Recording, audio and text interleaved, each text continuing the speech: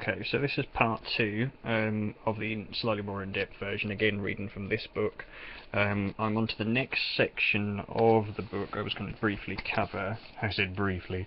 Could take hours, we could be here for days. So this one is all about, it's got the tag emo on it, and straight away I'm thinking of the kids in the bands, but so that's another derailment of thought from ADHD. Marvellous. This one's about emotional constructs. The ability to process and read emotions.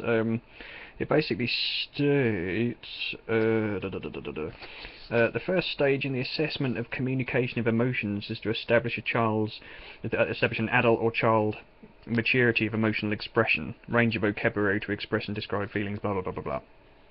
Basically, the gist of it is, the theoretical model of autism, developed within cognitive psychology and research in neuropsychology and neuroimaging, provides explanation as to why children and adults with Asperger's syndrome are prone to secondary mood disorders, and obviously this comes down to this emotional context. Emotions are a touchy subject. I spend a lot of my time in pretty much a blank state, which means that I'm not kind of happy or sad or aggressive or whatever. And I used to assume that blank state was all there was. So when I used to watch comedy and things like this, I'd laugh at it. Obviously, it's amusing. I find it amusing. And when I'm annoyed about something, I get aggressive. Not like, you know, but yeah. But it's kind of like when you calibrate something of any sensitivity, you have a dead zone where there's a certain area where movement is not registered, and we're talking from electronic terms here, so bear with me if you don't sort of get this straight away. When you have something that's got a range of movement, but it twitches, you have a dead zone where it doesn't register the input. And then when you move it outside of that dead zone, it starts to register input. Now, my emotional scale, from my perspective, is very similar to that.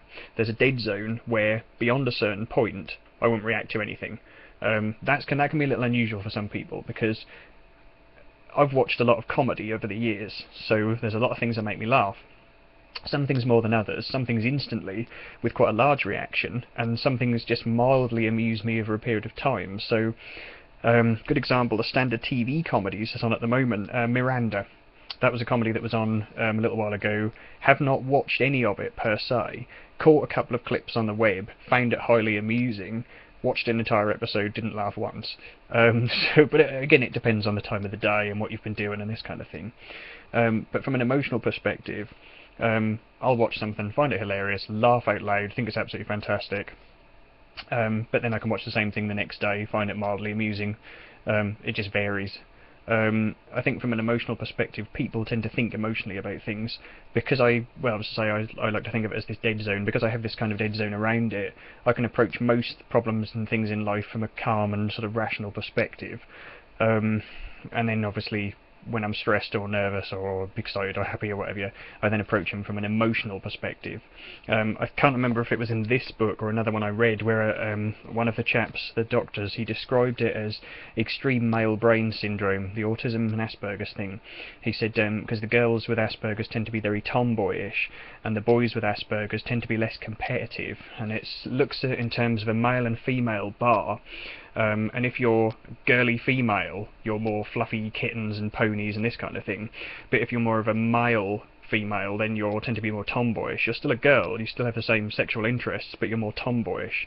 Now, autism tends to take those two bars and slide them over slightly. So the females become more tomboyish, and the males become more, you go beyond competitive and aggressive, and more completely logical. Now, I don't know per se if that's entirely true. Certainly a few of the people I've spoken to from some of the forums seem to think that's true, or agree with it to a certain extent. I've not seen, and obviously there could be differences to this rule, I've not seen too many girls with Asperger's that are really effeminate.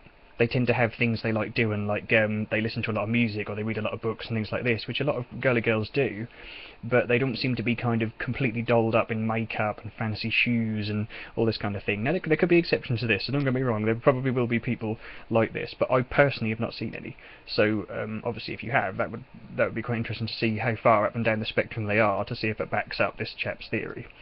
So anyway, going back to the emotional aspects of it, male Aspies tend to be very logical and very kind of just get on and do things, and females from that respect as well. So yeah, from an emotional point of view, it just seems like you just don't seem to be affected that much by it. When I'm in a mood about something, sort of quite annoyed about it, I tend to find that I don't always think as clearly as I would normally do, which is sort of true of normal people as well. So I do tend to find that emotions can affect that somewhat, but I can usually switch from one thing to another pretty quickly. But I mean, that could be the ADHD, it could be anything, you know. So yeah, I'm not going to cover that too much. It's a subject I'm still researching. Let's put it that way. Still recording things, so I shall cover the next in the next video.